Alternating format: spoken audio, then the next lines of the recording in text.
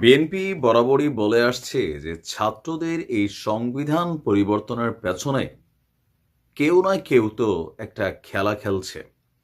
আর সন্দেহের তীর তাদের জামাতের দিকে। আর এই বিষয়টাকে আরো 100 গুণ বিশ্বাসযোগ্য করে তুলেছে গতকালকে বাংলাদেশ ইসলামী ছাত্র শিবিরের যে কেন্দ্রীয় সম্মেলন ছিল বা সদস্য সম্মেলন ছিল প্রায় 15 বছর পরে। সেখানে জামাতের আমির সহ বিভিন্ন ঊর্ধ্বতন নেতারা ছিলেন, সেখানে সার্জিস আলমও ছিল। আর সেই প্রোগ্রামেই বাংলাদেশের আলোচিত ইসলামিক বক্তা মুফতি কাজী ইব্রাহিম হুজুর তিনি একটা সংবিধান ঘোষণা করেছেন। যে ইসলামী সংবিধান কেমন হবে, নতুন সংবিধান। ইভেন তিনি সেনাপ্রধানকে উদ্দেশ্য করে বলেছেন যে দেখেন, জনগণ এই সংবিধানকে চায়, মানে নতুন সংবিধানকে চায়। তাহলে প্রশ্ন উঠে বারবারই যে 72-এর সংবিধান পরিবর্তনের পেছনে জামাত কি আসলে ভূমিকা রাখছে?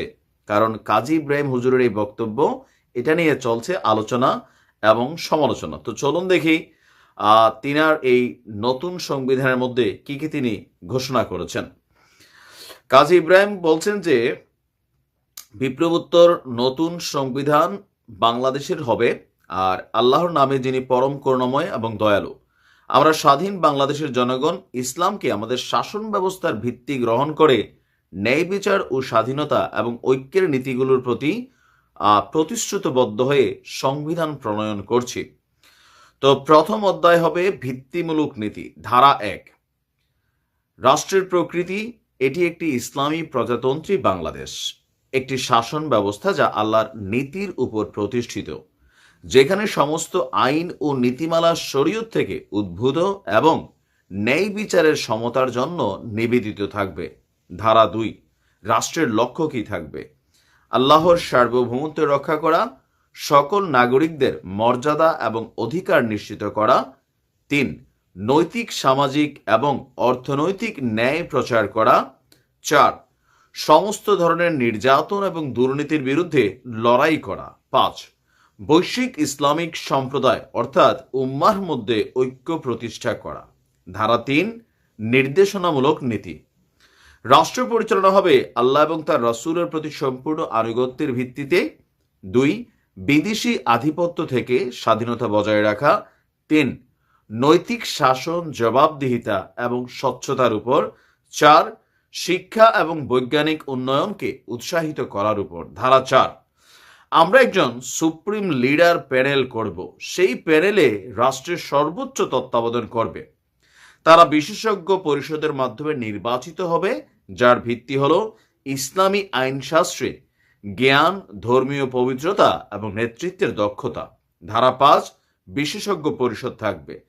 বিশেষজ্ঞ পরিষদ সর্বোচ্চ নেতাদের নির্বাচন করবে, পর্যবেক্ষণ এবং প্রয়োজনীয় অপসারণের জন্য দায়িত্বপ্রাপ্ত হবে। 2, পরিষদের সদস্যরা জনগণের দ্বারা নির্বাচিত হবে, তবে তাদের অবশ্যই কঠোর ধর্মীয় এবং নৈতিক মানদণ্ড এবং পূরণ করতে হবে। ধারা 6, ক্ষমতার বিকেন্দ্রীকরণ। ইসলামী প্রজাতন্ত্র নির্বাহী আইন এবং বিচার বিভাগের মধ্যে ক্ষমতার বিকেন্দ্রীকরণ নিশ্চিত করবে, যা সর্বোচ্চ নেতার তত্ত্বাবধানে পরিচালিত হবে। ধারা 7, মৌলিক অধিকার। সকল নাগরিক, জাতি বা সম্প্রদায় নির্বিশেষে আইনের কাছে সমান। মুসলিমরা একটি রাজনৈতিক ইউনিট, অমুসলিমরাও একটি রাজনৈতিক ইউনিট, কেউ সংখ্যালঘু নয়। 2, ইসলামী নীতিমালার সীমার মধ্যে মত প্রকাশ, সংবাদপত্র এবং সমাবেশের স্বাধীনতা নিশ্চিত করা যাবে। 3, রাষ্ট্রের সকল নাগরিকের জন্য স্বাস্থ্যসেবা এবং সামাজিক সুরক্ষা প্রদান করবে, নারী ও শিশুর সুরক্ষা করবে। অপরাধের ক্ষেত্রে তাদের কারাবন্দী নয়, বরং গৃহবন্দী করা যাবে। পারিবারিক সমস্যার ক্ষেত্রে নারী ও পুরুষের উভয়ের বংশের পরিবারের বিচারিক নিয়োগ করা হবে। ধারা 8, নাগরিকদের দায়িত্ব। নাগরিকদের ইসলামী মূল্যবোধ এবং সংবিধান রক্ষা করতে হবে।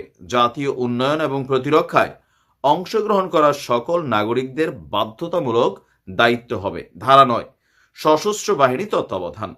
সশস্ত্র বাহিনীর সর্বোচ্চ নেতৃবৃন্দের কমান্ডে পরিচালিত হবে। তাদের মিশন হলো ইসলামী প্রজাতন্ত্রের স্বাধীনতা, ভৌগোলিক অখণ্ডতা রক্ষা করা এবং এর নীতি বজায় রাখা। তো তিনি যখন এই বক্তব্য দিচ্ছেন, অপরদিকে বিএনপির মধ্যে টেনশন 10 গুণ বেড়ে যাচ্ছে যে টোটাল এই যে আন্দোলনগুলো সামনে আসছে, মেটিকুলাসলি এগুলার পেছনের মাস্টার মাইন্ডকে কি তাহলে জামাত ইসলাম? কেন জামাত ইসলামের নাম এখানে সরাসরি আসছে? কারণ প্রোগ্রামটা ছিল জামাতের, সেইখানে জামাতের সর্বোচ্চ নেতারা ছিল। আবার বৈষম্য বিরোধীরা যারা যারা বলেন বা অনেকেই বলে থাকেন যে বিএনপির সবচেয়ে বড় অভিযোগ যে কানেক্টিভিটি তো একটা আছে জামাতের সাথে এই বৈষম্য বিরোধী বা জাতীয় নাগরিক কমিটির। কারণ এই যে নতুন সংবিধান প্রণয়ন করার মানে ধারাটা বা রূপরেখা কাজী মুফতি ইব্রাহিম নিয়ে আসছেন, এখানে আপনার এই সংগঠনের মুখ্য আহ্বায়ক সার্জিস আলম বা প্রধান সমন্বয়ক আমরা যদি দেখি সার্জিস আলম, তিনিও কিন্তু উপস্থিত ছিলেন এবং তার বক্তব্যেও এই ২৪ অভ্যুত্থানে ছাত্র শিবিরের বা জামাত ইসলামের যে ভূমিকা ছিল তিনি এটাকে নিয়ে কিন্তু প্রকাশ্যে কথা বলেছেন। তো আসলে এই সংবিধানের তিনি যে বক্তব্যগুলো দিয়েছেন, আদৌ কি এটাকে বিএনপি মেনে নেবে, অন্যান্য দলগুলা মেনে নিবে, বা সরকার সংবিধান যে কমিশন সংস্কার আছে সেইখানে কি এগুলাকে মেনে নিবে নাকি আসলে ধরেন মেনে নিবে না? তবে এই ধারাটা যারাই রচনা করেছেন এটা মুফতি কাজী ইব্রাহিমের মতন একজন ইসলামিক বক্তার কাজ না, এটা আলাদাভাবে করা হয়েছে। তিনি এটাকে ঘোষণা দিয়েছেন বা পাঠ করেছেন, এটাও কেউ কেউ বলছেন। দেখা যাক কি হয়, এই সংবিধান গৃহীত হয় নাকি আগের সংবিধানে পরিবর্তন সংশোধন বিয়োজন সেটা হয়, সময় বলে দেবে। ভালো থাকো।